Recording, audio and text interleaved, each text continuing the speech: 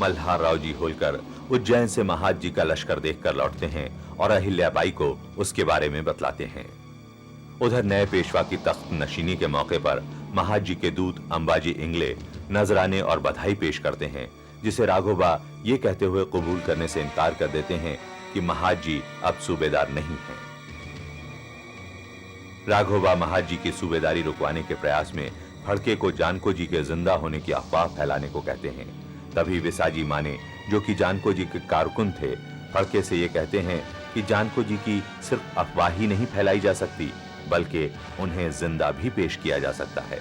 और वो उन्हें एक ऐसा आदमी दिखलाता है जो हूबहू जानको जी की शक्ल का होता है।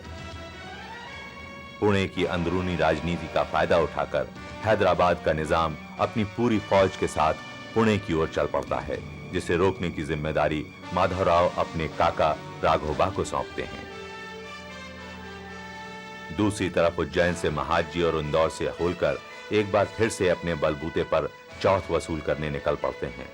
उधर विसाजी माने थोराट को जानको जी के तौर तरीके सिखाने में व्यस्त हो जाता है।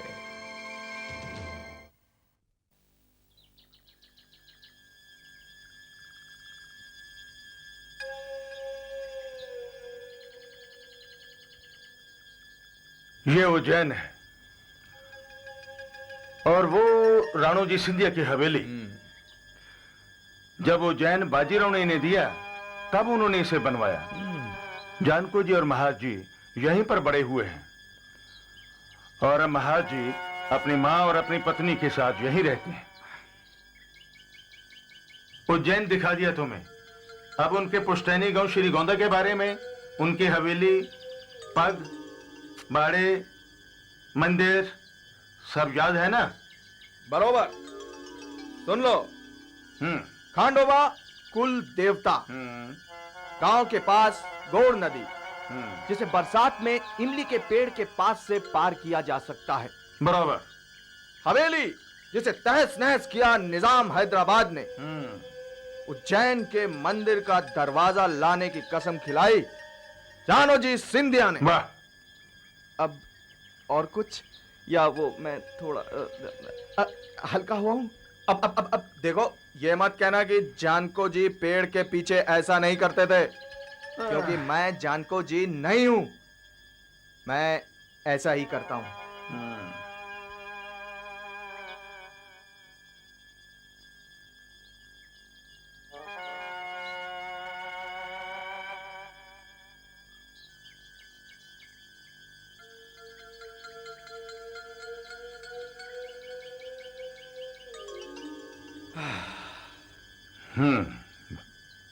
बहुत कुछ जान लिया है तुमने, लेकिन कुछ नहीं जाना। वहां दरबार में लोग खोज खोज कर तुमसे सवाल पूछेंगे। वहां तुम्हारी ये तेज तरारी, ये मस्खरी धरी रह जाएगी।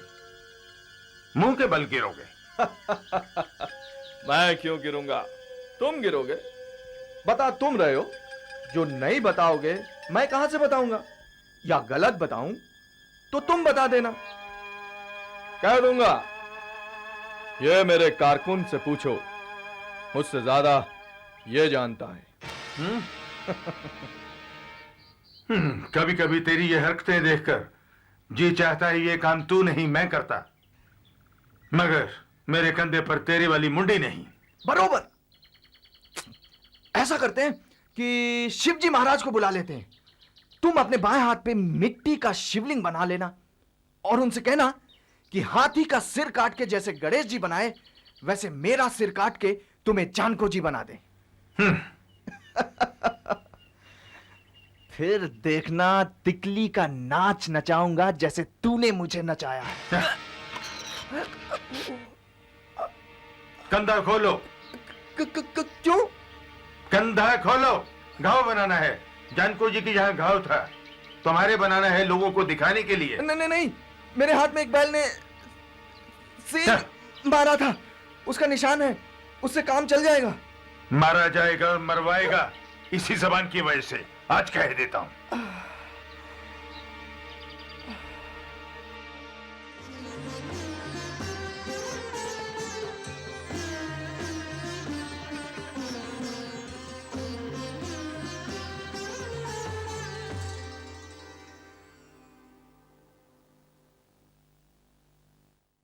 ये क्या है? श्रीमंत, आपके एक जासूस ने भेजी है।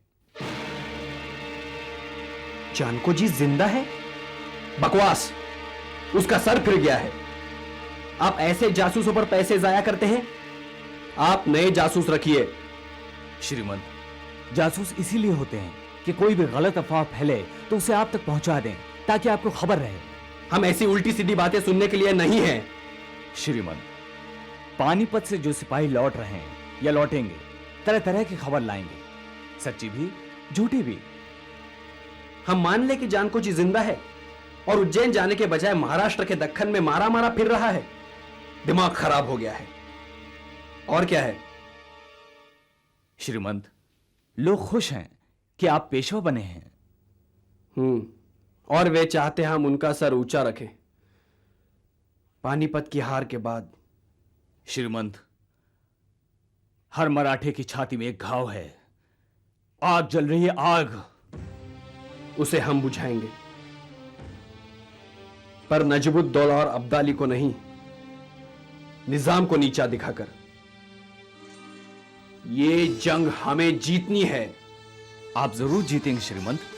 आपके काका साहब रघुनाथ दादा ने अब्दाली के बेटे को हराया है, अटक तक झंडे लहराए हैं। हर बात काका साहब पर नहीं छोड़ना चाहेंगे हम। आप जाइए, देखिए लश्कर कितना जमा हुआ है, कौन कितना लश्कर लेकर आया है, हथियार कितने हैं और रसद कितनी इकट्ठी की गई है। कूच से पहले हम हर चीज का मुआयना करना चाहेंगे। शायद ये ठीक ना हो श्रीमंत, ये जिम्मेदारी सेनापति की है। नहीं, ये हमारी है। हम सिर्फ नाम के पेशवा बनकर नहीं रहना चाहते, हम तो खुद लड़ने जाते। लेकिन आई साहब नहीं मानती। आई साहब ठीक कहती हैं। आई साहब के लिए आप ही सब कुछ हैं और आपके लिए जरूरी है कि जब तक आप बालिग ना हो जाएं, नजर रखें। इसीलिए मैं लगाइए, आप भी हमारे लगाम लगाइए, लेकिन हम गलत बिल्कुल नहीं होने देंगे। आप जाइए, पड़ाव का मुआयना कीजिए और हमें चुपचाप खबर दीजिए।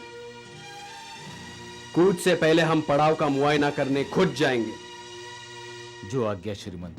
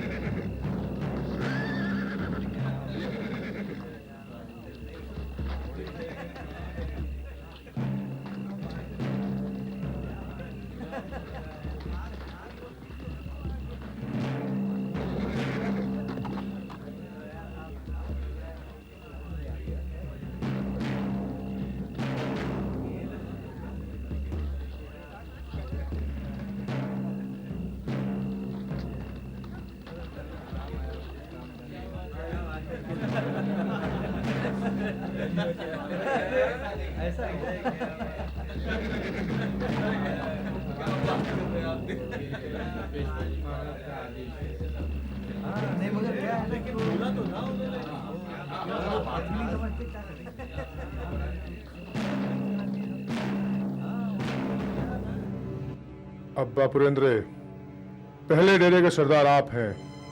क्या सारी तैयारियां पूरी हो गई? जी सेनापति सरकार। हुजारत दस्ता आ गया? सेनापति सरकार, पहले पड़ाव में इंतजाम ठीक हो जाए, फिर उन्हें बुलाएंगे। इन हालात में अगर वे आ गए तो 10 शिकायतें होंगी और बात श्रीमंत पेशवा तक पहुंच सकती है। ठीक। सखाराम बापू, आपके हिसाब से आपके लश्कर में कितने सिपाही आ चुके हैं? 50,000, 60,000? सेनापति सरकार, मेरे ख्याल में कूच तक 90,000 हो जाएंगे। सेनापति सरकार, खाने पीने और चारे का भंडार शायद कुछ कम हो सकता है। अब्बा पुरेंद्र, इस बात पर ध्यान दीजिए। जो आज्ञा सेनापति सरकार। श्रीमंत पेशवा जी महाराज पधार रहे हैं।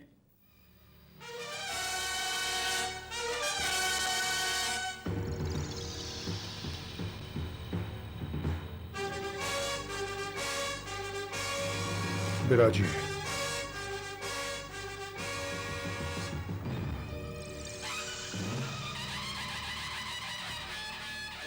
आपने क्यों तकलीफ की? मुझे सेनापति बनाने के बाद आपको निश्चिंत हो जाना चाहिए। बाहर पड़ाव में हमने जो देखा, उसके बाद भी आप चाहेंगे हम निश्चिंत रहें? इस दौर में ऐसा होता है श्रीमंत। 4 दिन पहले भी यही हालत थी और आज भी यही है। कितना लश्कर जमा किया? ये लोग कितना कितना लश्कर लेकर आए हैं? श्रीमंत, 80-90 हजार सिपाही हमने जमा कर लिए हैं। गलत। 50,000 से एक ज्यादा नहीं। हमने गिनती कराई है। क्यों नाना? जी हाँ श्रीमंत, पड़ाव में 50,000 से ज्यादा फौज नहीं है। तुम कौन होते हो? मैं श्रीमंत का फडनवीस हूं। तो फडणवीस रहो, मुंशी हो ना, मुंशी रहो। फौजी मामलात में दखल मत दो। इन्हें तजुर्बा है पानीपत की लड़ाई का। क्षमा करें श्रीमंत, जान बचाकर भागे थे, नंगे बदन, एक लंगोटी में। माना जी, ये बातें जाने दीजिए। जहां तक हमारी फौजों का संबंध है, वो और आने वाली हैं श्रीमंत। कहां से? सिंधिया और होलकर की फौजें आई, उन्हें हुक्म भेजा? ये फौजी पड़ाव है श्रीमंत, ये बातें दरबार में की जाती हैं। पर हमने हुक्म दिया था। हम पेशवा राज्य के सूबेदार हैं और हर काम जाब्तों से करते हैं। सिंधिया और होलकर को बुलाना जाब्ते में नहीं? क्यों नहीं? इसलिए कि बहुत सी बातें अभी साफ नहीं हुई, आगे जाके साफ होंगी या नहीं, ये भी देखना होगा। श्रीमंत, सेनापति सरकार सही कह रहे हैं। परंतु इस बात को दरबार में ही उठाना उचित होगा श्रीमंत। पर यहां क्यों नहीं, जबकि उनकी फौजों की जरूरत है? अंबाजी इंगड़े ने दरबार में फरियाद की, आपने रुकवा दी, अब यहां भी रुकवा रहे हैं। क्योंकि गलत जगह और गलत आदमियों के कहने से मैं कुछ नहीं करूंगा। आपके पिता और मेरे भाऊ स्वर्गीय पेशवा साहब ने मुझसे इस तरह का बर्ताव आज तक नहीं किया। अगर आप ऐसा करते हैं तो संभालिए अपना राज्य, मुझे इससे कुछ नहीं लेना।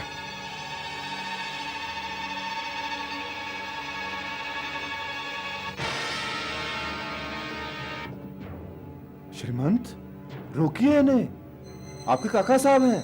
निजाम से मुकाबला है। श्रीमंत, अगर सेनापति सरकार हट गए तो इस राज्य का क्या होगा? कुछ नहीं होगा। हम जानते हैं वो क्या करेंगे। आई साहब के पास जाएंगे, शिकायत करेंगे, वो मीठा बोलेंगी, ये चले आएंगे। ताकत नहीं छोड़ी जाएगी इनसे। आप लोग भी सुन लीजिए, 3 दिन में पड़ाव में सब ठीक हो जाना चाहिए। निजाम से लड़ने जाना है। आओ नाना।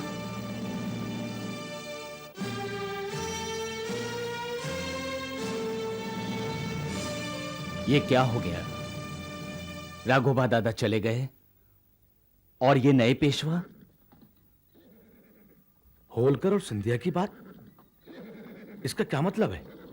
साफ है, होलकर और सिंधिया को ये अपने साथ रखेंगे ताकि राघोबा दादा पर काबू पाया जा सके। मेरा भी यही विचार है। तो क्या महाजी को रानोजी सिंधिया की जागीर का वारिस मान लिया जाएगा? क्या राघोबा दादा की मात होगी? हाँ, किसकी मात होती है और किसकी नहीं? आगरा और अजमेर का सूबेदार कौन बनता है, ये तो वक्त बताएगा। देखते जाओ, तेल भी और तेल की धार भी।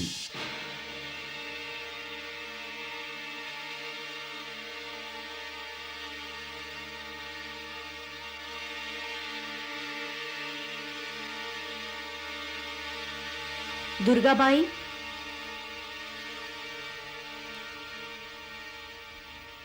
श्रीमंत के लिए शरबत लाओ। जी।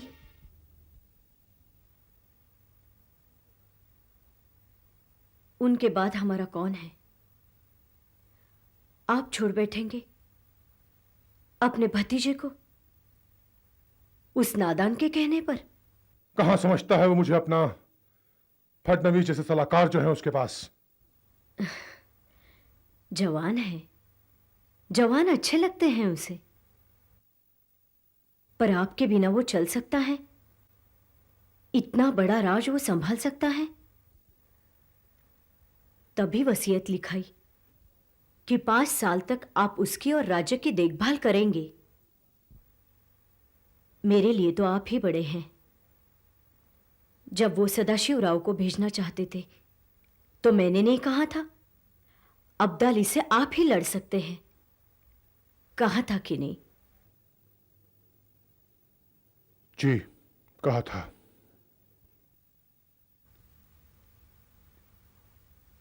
शरबत लीजिए।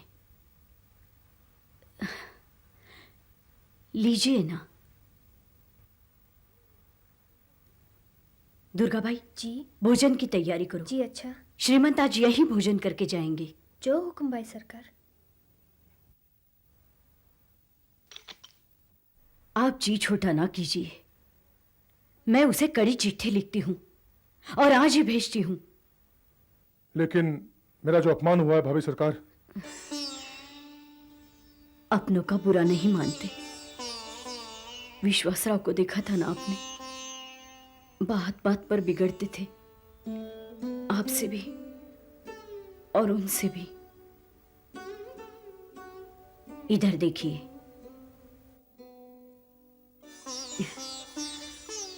आखिर खून तो आप ही लोगों का है, नहीं है? परशुराम वाला, हाथ में फरसा, बात बात पे गुस्सा, इसे शाप उसे भस्म, फिर खुद ही शांत। मेरी तरफ तो कोई ऐसा नहीं है। आप भी बस एक ही बात पे सारी बात खत्म कर देती हैं। तो क्या करूं? आप और बेटे में से किसको चुनूं? आप ही बताइए ना। जीती हैं आप। चलिए, गुस्सा थूक दिया। अब भोजन, भूख लगी है। अभी नहीं, देर लगेगी। अपने हाथ से कुछ बनाऊंगी। देवर साहब आए हैं इतने दिनों बाद। पहले आप नहा लीजिए। पड़ाव की धूल मिट्टी लगाकर आए हैं, उसे छुड़वाइए। जो आदेश।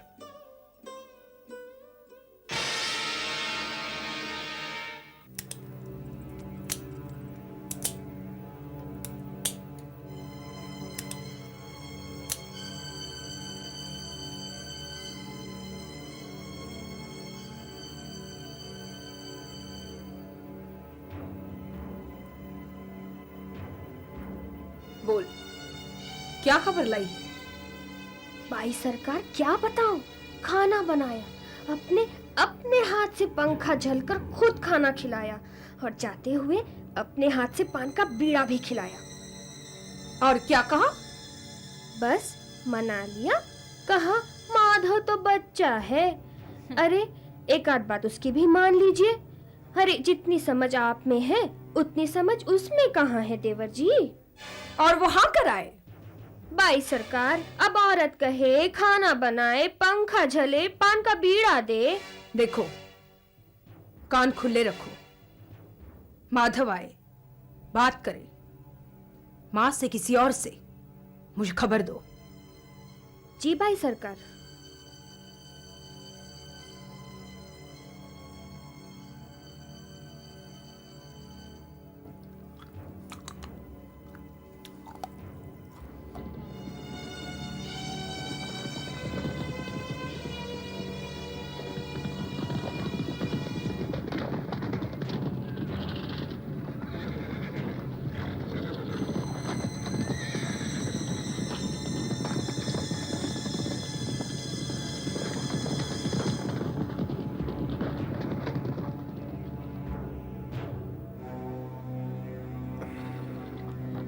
अब हम आराम करेंगे। घोड़ा शाम को लाना, पड़ाव चलेंगे। जो हुक्म श्रीमंत। दुर्गा, श्रीमंत आ रहे हैं। जी। तुम जाओ। जी भाई सरकार।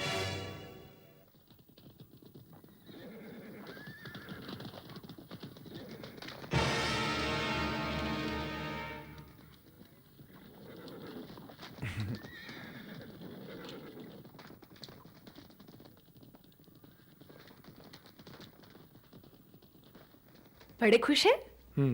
आओ, भोजन तैयार है। नहीं, मैं खा आया। कहाँ? वो पेशवा जी के महल गया था। पान बहुत रच रहा है। कहाँ खाकर आए?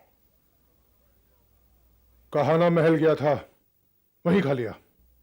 अच्छा अच्छा अच्छा, भावच ने खिलाया, प्यारे भाई की गोपिका सरकार ने। आनंदी, एक पान खाते ही लड्डू हो गए, लगे नाचने। भोजन कितने प्रकार के किए? 17। तुम्हें किसने बताया?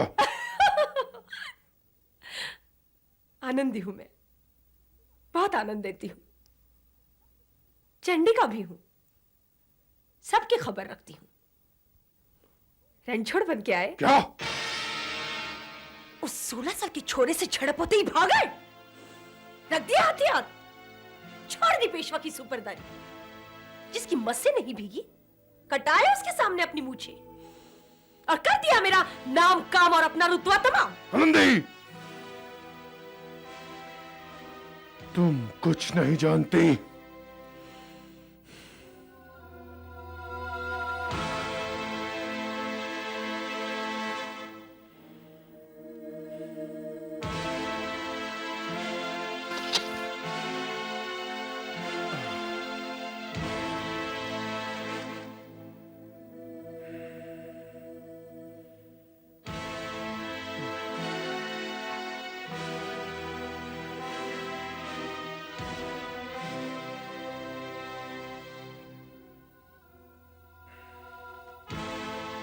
गोप भवन में पड़े हो, अनशन पट्टी लेकर, महारानी कैकेयी की तरह।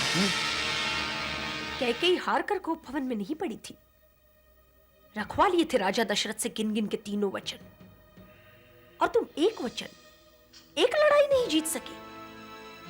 क्यों छोड़ा तुमने पड़ा? क्यों कह दिया छोड़ दोगे पेशवाई उसके लिए, जबकि सब कुछ तुम्हारा होता? अगर नहीं कर दिया होता उस बूढ़े ने वसीयत करके उसके नाम। मैं सब ले लूंगा। तो उठो, जाओ पड़ा में और बता दो कौन सेनापति है और कौन पेशवा। मैं छोड़कर नहीं आया,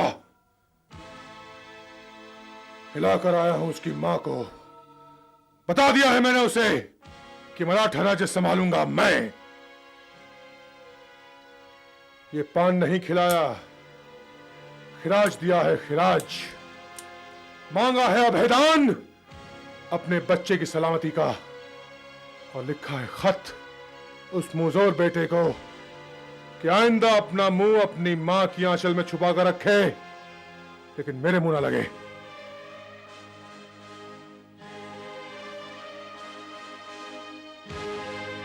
पान मेरे हाथ से खाया करो, किसी दूसरी के नहीं। पान अपनी का अच्छा होता है क्योंकि वो अपनी होती है।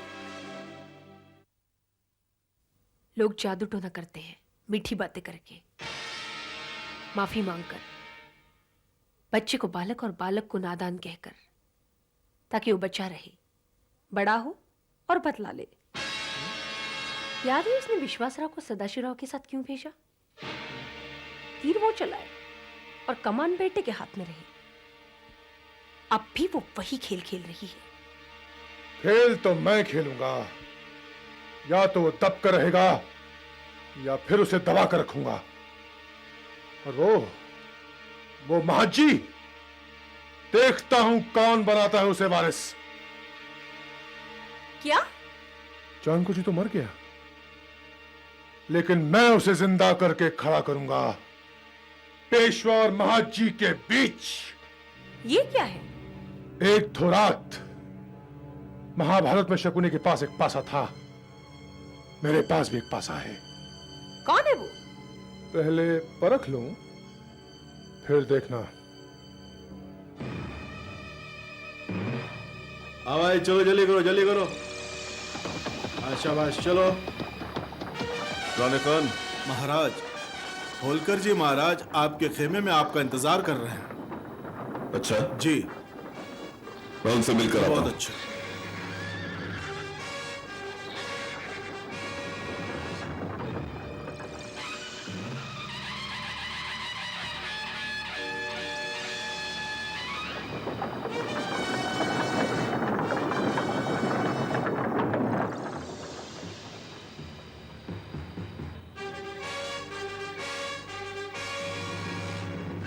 काका। महाजी पहली चौथ वसूल कर ली, बधाई। यहां से जाकर दूसरी चौथ भी वसूल कर सको, इसके लिए आशीर्वाद। धन्यवाद काका। आपने क्यों कष्ट किया? मैं तो खुद आने वाला था। आप बैठिए ना, आराम से। अहिल्या की बात मानकर तुमने हमें लड़ाई में आगे लड़ने का कष्ट नहीं दिया, तो हमने सोचा इतना कष्ट तो कर ले। सेनापति को पीछे रहना चाहिए, यह सबक मैंने सीख लिया है। वैसे आपका लश्कर, आपके निर्देश, आपका आशीर्वाद सब मेरे साथ था। वो तो हमेशा तुम्हारे साथ रहेंगे। ये घाव अब कैसा है? देख लीजिए, अभी अभी घोड़े से आ रहा हूं। गर्व है तुम पर महात बेटा, इतने कम समय में तुमने इतना कुछ हासिल कर लिया। राजपुताना की लड़ाई जीती, कितना नुकसान किया? काफी नुकसान किया, लेकिन काका, पानीपत की शिकस्त और सूबेदारी जब्त होने के बाद मुझे लग रहा है कि मैं जो सेनापति था वो सेनापति नहीं रहा। इस समय ऐसा लग रहा है, लेकिन जल्द ही वो समय आएगा जब तुम फिर अपने आप को एक सेनापति, सरंजाम और सूबेदार महसूस करने लगोगे। अभी आगे की बात न कीजिए काका। जिस पर विश्वास नहीं करना चाहिए उसका नाम समय है। बेटे, लेकिन आगे तो बढ़ना है। अभी तो राजपुताना की रियासतों से चौथ वसूल करनी है। काका साहब, रह रहकर ख्याल आता है कि मैं बिना इख्तियार के जो चौथ वसूल कर रहा हूं वो नाजायज तो नहीं। वैसे तो जो श्रीमंत पेशवा ने किया वो नाजायज था, जो राघोबा दादा कर रहे हैं वो भी नाजायज है। निजाम पर हमला करने के लिए लश्कर में नहीं बुलाया गया, यह भी नाजायज ही हो रहा है।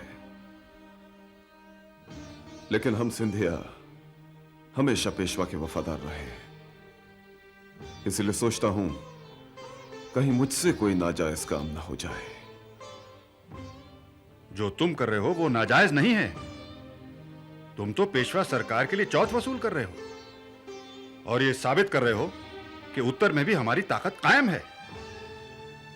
महाजी, चौथ वसूल करो, फिर पुणे जाओ अपना लश्कर लेकर, चौथ लेकर, और फिर देखना सिंधिया की विरासत और सूबेदारी कौन नहीं देता। काका साहब, अहिल्याबाई का कर्ज तो मैं उतार दूंगा, लेकिन आपका नहीं उतार पाऊंगा। मेरा कर्ज भी उतार दोगे, यही नहीं बल्कि कर्ज चढ़ा दोगे मराठा रियासत पर और इतिहास पर भी।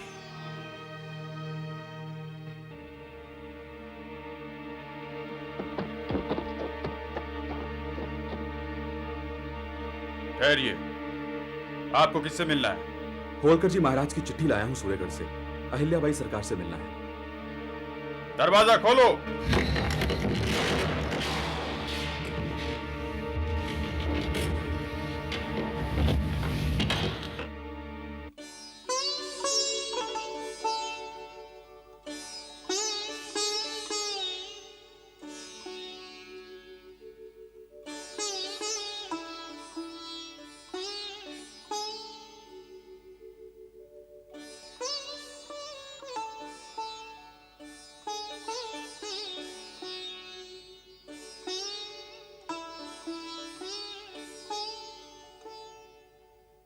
होलकर जी महाराज कुशल तो है ना?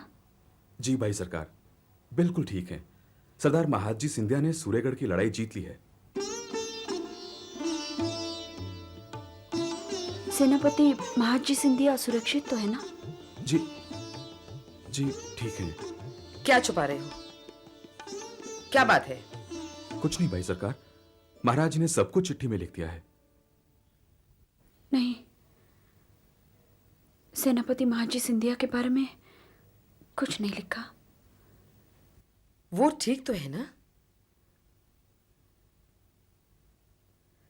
घायल तो नहीं हुए? जी। हमारा हुक्म है, बताओ। उनकी बाह में गोली लगी है, बस थोड़ा सा मांस छिल गया है, अब वो बिल्कुल ठीक है। कुछ नहीं होगा महाजी को, मेरी आत्मा कहती है। तुम जाओ।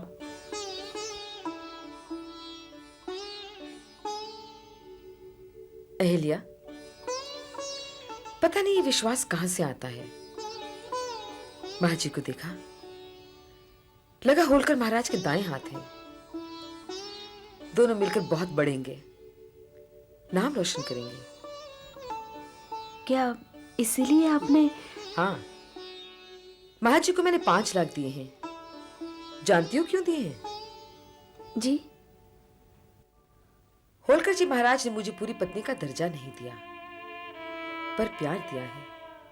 ना सही पूरी पत्नी, पर आधी तो हूं। सुहाग तो होता है जिसकी सलामती चाहती है। इसीलिए होलकर महाराज की सलामती के लिए कोई तो हो जो उनके साथ खड़ा हो। महाजी को मैंने 5 लाख दिए हैं। ये रुपए देकर मैंने कवच कुंडल लिए हैं, उनके लिए भी और अपने लिए भी। समझ सकती हूँ, कोई आदमी कुछ नहीं होता और फिर भी सब कुछ होता है।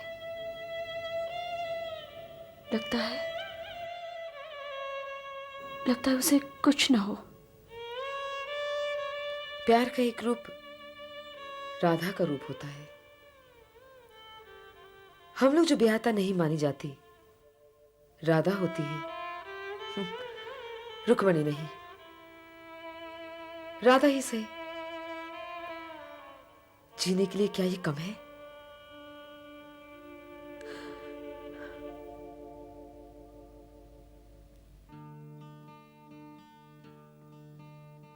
सूरज से धरती तपे, छाया ढूंढे काग।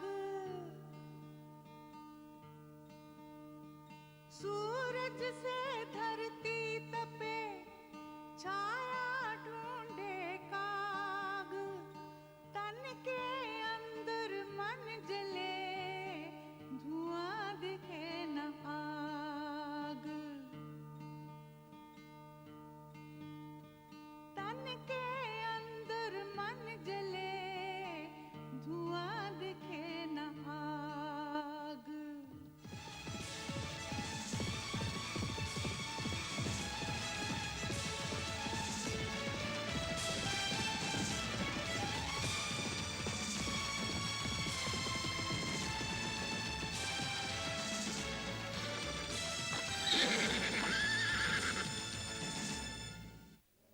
प्रणाम श्रीमंत। कहां थे इतने दिन और आए क्यों नहीं?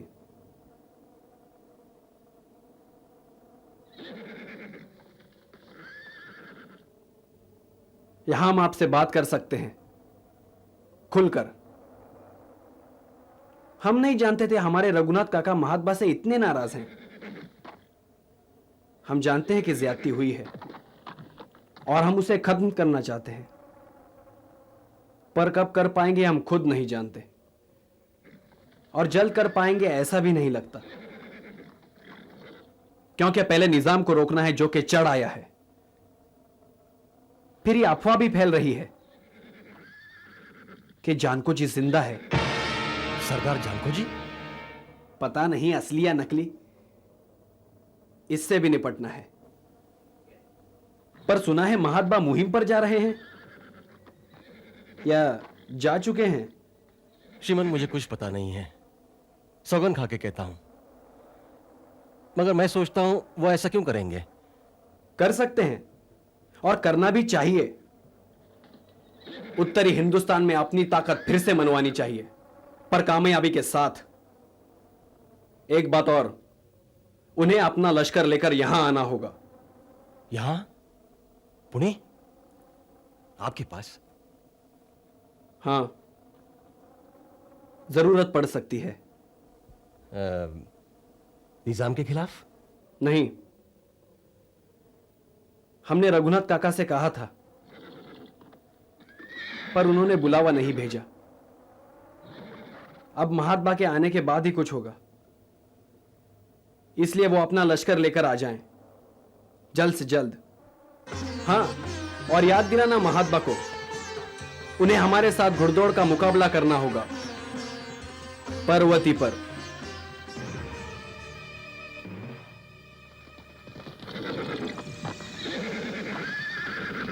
हमें बड़े अफसोस के साथ कहना पड़ रहा है कि पांडोबा अत्रे के पिताजी का देहांत होने की वजह से उन्हें गांव जाना पड़ा। लेकिन अंबाजी इंगले पुणे से आए और हमारे लिए नए पेशवा श्रीमंत माधवराव जी की तरफ से हुक्म लाए हैं कि चौथ वसूल करने के बाद हम लश्कर के साथ पुणे जाएं। हमारी दुआएं आपके साथ है महाराज। इस युद्ध में आप विजयी होंगे। विजयी तब होंगे जब राणा हमारे सामने हथियार डाल देगा और हमें चौथ दे देगा, जिसे उसने हमारे दूत को देने से इनकार कर दिया था। इस बार हम धावा नहीं बोलेंगे, बल्कि छापे मारते रहेंगे। सूर्यगढ़ के सारे रास्तों पर बैठकर अब्दाली की तरह राणा की नाकाबंदी करते रहेंगे और कमांडर इब्राहिम खान गार्दी की तरह उसके किलों पर गोलाबारी करते रहेंगे। राणे खान। जी महाराज। अंबाजी इंगले और गोविंद साठे को 2 लक्ष्य दे दिए गए हैं। आप उन्हें अपनी कमान में ले जाइए और सारे रास्तों पर कब्जा करके नाकाबंदी कर लीजिए। जो हुकुम महाराज। हर हर महादेव।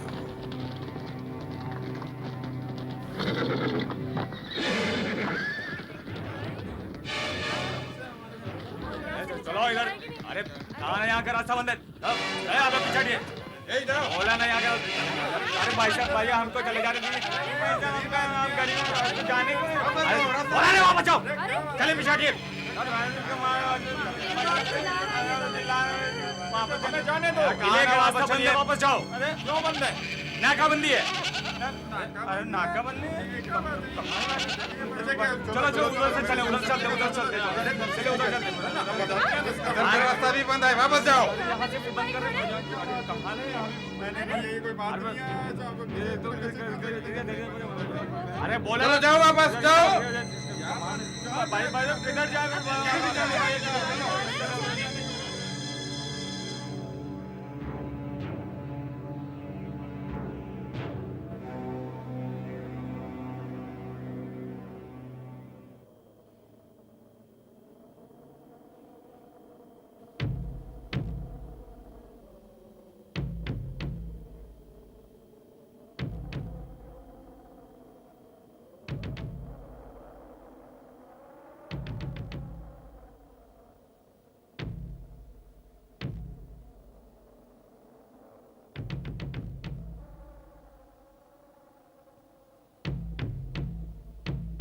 तो ये है रंजनगढ़ का किला।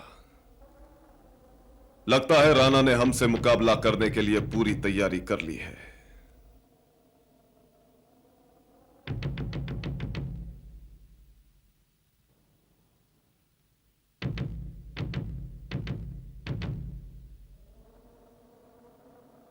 अंबाजी इंगले।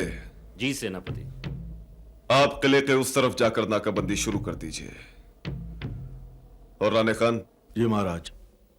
तुम किले के उस तरफ जाओ। जी बहुत अच्छा। और याद रहे, अगर तोपें चलाई जाएं तो सिर्फ डराने के लिए, आम जनता को कोई नुकसान नहीं होना चाहिए। जो हुकुम महाराज। जाओ।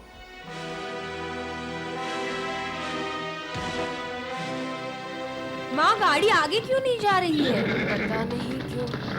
ये रास्ता क्यों रोक रखा है? नाकाबंदी है। जाओ, वापस जाओ। तुम लोगों में से यहाँ से कोई भी आगे नहीं जा सकता। हम रंजनगढ़ के रहने वाले हैं सरकार, हमें जाने दीजिए। सुनो, रंजनगढ़ की घेराबंदी कर दी गई है। वहां ना तो कोई जा सकता है और ना ही वहां से कोई वापस आ सकता है, समझे? ये नाकाबंदी कब तक हटेगी? 20 दिन से आप लोगों ने रास्ता रोक के रखा है। जब तक तुम्हारे राणा चौथ नहीं दे देते अटके खड़े रहोगे, चाहे 20 दिन लगे या 120 दिन। अब सीधी तरह तुम लोग वापस चले जाओ, वरना जबरदस्ती धकेल कर वापस कर दिए जाओगे। जाओ।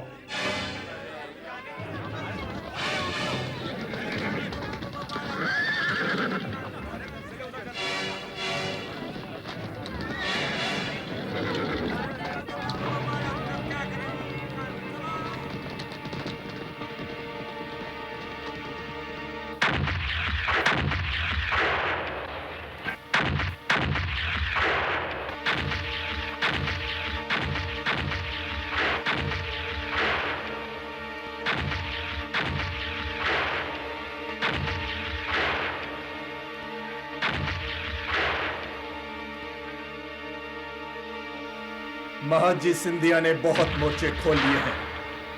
ऊपर से नाकाबंदी भी कर दी है। किले की तरफ जितने भी रास्ते आते हैं सब बंद कर दिए हैं महाराज। महाराज की जय हो। महाराज, हालात बहुत खराब हैं।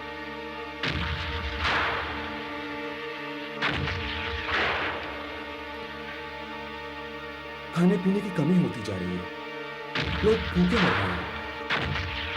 महाराज, गोलाबारी, छापे, नाकाबंदी 30 दिन हो गए हैं। कब तक ऐसा चलेगा महाराज?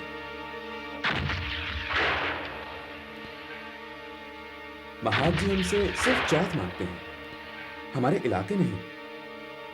अगर हम उन्हें चौथ दे देंगे तो वो वापस चले जाएंगे। मंत्री जी, आप ठीक कहते हैं। अब वक्त आ गया है कि हम हथियार की जगह राजनीति से काम लें और महाजी सिंधिया को यहां से हटाएं। आप सुलह का सफेद झंडा लहरा का संदेश भेजिए कि हम सुलह की बात करने आ रहे हैं। जी महाराज।